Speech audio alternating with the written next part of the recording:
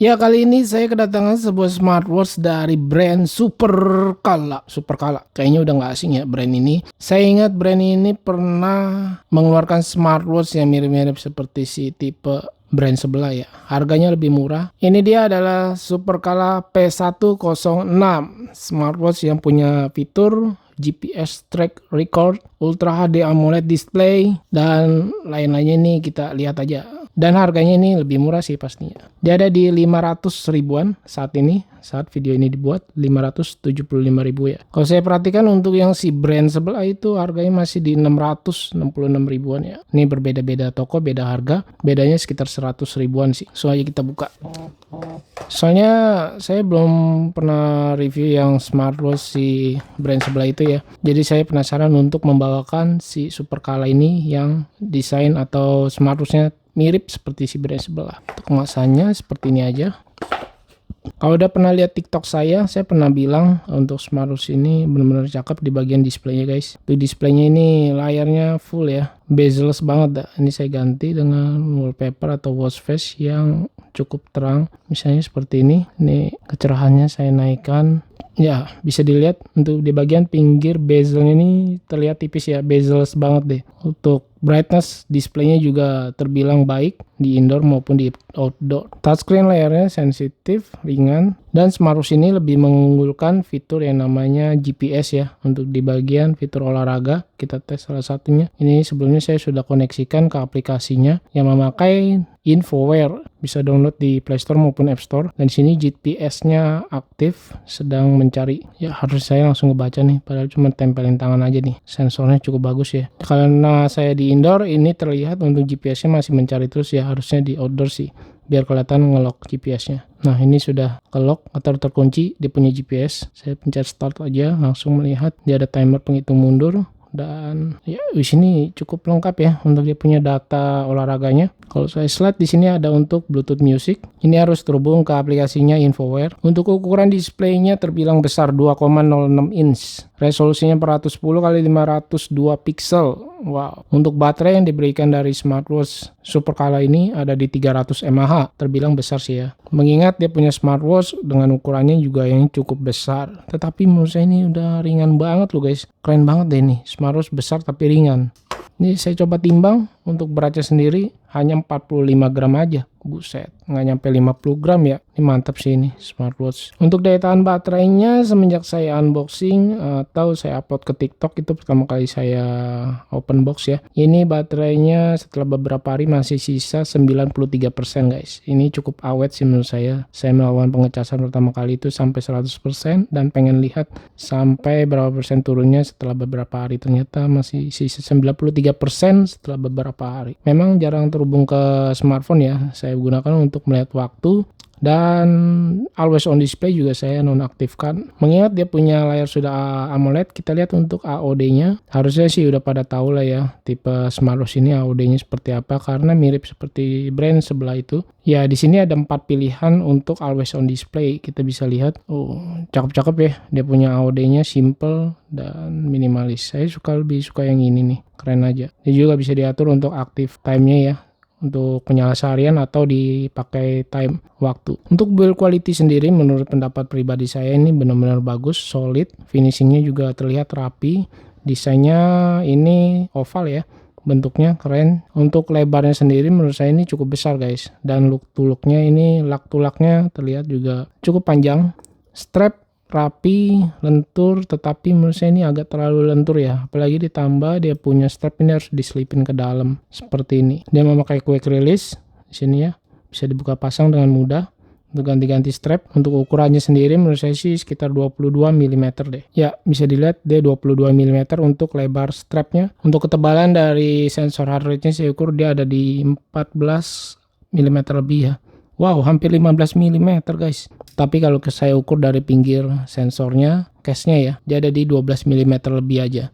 Nggak nyampe 13 mm. Lebar casingnya dia ada di 42 mm lebih. Ini nggak terlalu besar sih untuk lebarnya, tetapi lak to laknya ini bisa sampai 54 mm lebih ya. Ini hampir 55 mm guys. Wow, cukup besar sih. Di tangan saya yang kecil, lengannya ini ukuran lingkar tangan saya 16 cm. Fitur yang diberikan dari smartwatch ini seperti Bluetooth call, dia masih disediakan di sini ya, walaupun harganya cuma 600.000 ya. Terlihat sih memang untuk di bagian sensor ini cukup bulky loh, tebal banget. Oke, saya tes menggunakan smartphone dari Android, Samsung ya. Sekedar info, kalau untuk melakukan WhatsApp call, saran saya menggunakan smartphone dari Samsung brandnya atau dari iOS, iPhone. Biasa selain dua brand itu, saya belum bisa memastikan WhatsApp call-nya bisa berjalan dengan baik atau tidak. Teman-teman ada yang bilang sih menggunakan HyperOS itu bisa, tetapi karena saya tidak punya smartphone dari Xiaomi HyperOS, saya tidak bisa untuk menunjukkannya. Watch face yang disediakan dari smartwatch ini, kita lihat di sini nggak terlalu banyak ya, ada 4 pilihan aja. Dan menurut saya ini bagus-bagus untuk pilihan watch face-nya, mungkin karena dia punya tampilan smartwatch ini dari AMOLED ya layarnya. Jadi dia punya warnanya itu cukup gonjreng, pekat, hitam atau warna-warna lainnya. Tombol-tombolnya sendiri dia punya 3, tetapi menurut saya ini tombol crown tidak bisa berfungsi untuk diputar, sayang banget menurut saya. Kalau di tombol yang atas ini untuk masuk ke menu utama seperti ini. Namun untuk di double klik juga dia tidak bisa mengganti pilihan view UI. Jadi harus manual ya, mengganti tema atau view UI-nya. Tombol bawah ini udah pasti untuk ke mode sport olahraga. Untuk menu view atau tema kita bisa melakukan atau lihat dari setting. Di sini kita lihat dia ada 2 pilihan ya menu view-nya. Model grid atau smart style gitu, atau list view yang menurun atas dan bawah aja. Dan satu hal, dia masih bisa di tap to wake untuk menyalakan dia punya display. Ada pengaturannya di sini ya, tap to wake, raise to wake, dan kita masih bisa atur untuk all day atau dipakai timer. Screen time off-nya kita masih bisa atur juga di sini, bright screen time untuk durasinya sampai 30 detik atau always on. Wih, mantap bener nih. Pastinya kalau always on itu memakan daya baterai yang cukup banyak ya, karena dia punya AMOLED-nya. Ini gonjreng loh. Auto sport detection juga ada guys di sini, mantep bener. Saya aktifkan aja. Untuk fitur-fitur ini saya lihat dia diperkelompokkan gitu guys, jadi nggak semuanya dicampur ya, jadi satu. Seperti misalnya fitur health ini biasanya seperti activity, heart rate, blood oxygen, breath, stress level atau sleep data, ini tergabung menjadi satu folder di folder health. Mantap sini. Di fitur heart rate-nya saya coba tes. Ini bisa dilihat dia berjalan secara dinamis atau berkelanjutan ya. Untuk fitur heart rate-nya di bagian bawah sebelah sini. Di fitur clock kita lihat di sini menjadi satu seperti alarm, timer, dan stopwatch. Kalkulator disediakan di smartwatch ini. Ya, tampilannya dia seperti ini kalkulatornya ya. Terlihat besar banget karena layarnya yang terbilang cukup besar ya. 2 inch lebih. Wow. Dan satu hal yang mau saya infokan, ketika kita sudah buka app atau aplikasi ya, ini dia berubah kembali ke menu awal di bagian atas. Jadi kita perlu slide ke bawah lagi seperti ini memilihnya. Jadi agak ribet sih. Dan tampilannya seperti ini ketika saya pakai di lengan saya yang ukuran lingkar 16 cm. Strapnya cukup panjang ya. Jadi nggak perlu khawatir buat kamu yang berlengan besar. Atau jika kamu kurang suka dengan model strap seperti ini, kalian bisa ganti-ganti dengan model strap lainnya yang ukurannya sama 22 mm. Ya seperti biasa, ini kalau strap model diselipin ke dalam agak susah ya masukinnya. Dan seperti ini tampilan strapnya cukup lebar di lengan saya yang kecil. AOD-nya cakep. Dan saya coba untuk raise to wake. Yap, dia berjalan dengan baik sekali. Coba sekali lagi. Dan wes cukup responsif ya, dia punya layar menyala, mantep nih. Layar gonjreng, responsifnya mantep, dan ada always on display, keren. Oke, saya coba tes untuk sensor di backup mati sekali lagi. Oke, dia bisa guys untuk sensor backup matinya ya, keren bener. Double tap to wake juga bisa.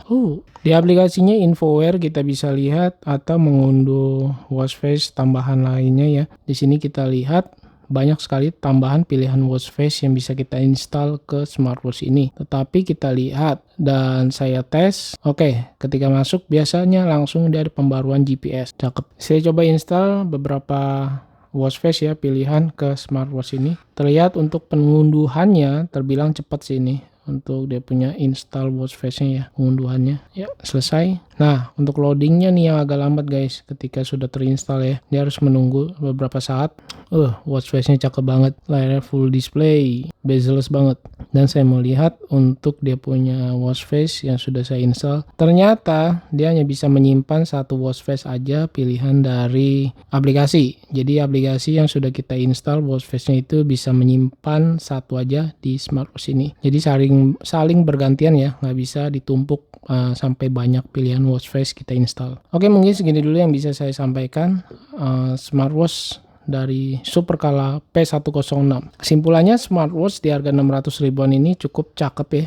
Di bagian desainnya ringan tetapi agak besar sih. Buat kamu yang lengannya besar nih cocok banget. Buat berkegiatan di outdoor juga kepake banget ya, karena dia punya fitur GPS. Tetapi kalau saya perhatikan dia tidak ada fitur yang namanya kompas, baro, alti, tidak ada. Untuk layarnya sendiri ini nggak ada komplain, nggak ada masalah, cukup bagus. Layarnya responsif ya, ketika raise to wake, tap to wake, ada sensor di backup mati. Wah, mantap deh. Untuk harga sih emang lebih murah, sekitar 100 ribuan ya, tapi lumayan lah. Ya, untuk link pembeliannya bisa saya taruh di deskripsi video. Kalau di toko Ren kamu bisa beli lewat Shopee video saya, itu ada potongan harga lagi sekitar 10%an deh. Itu lumayan loh guys.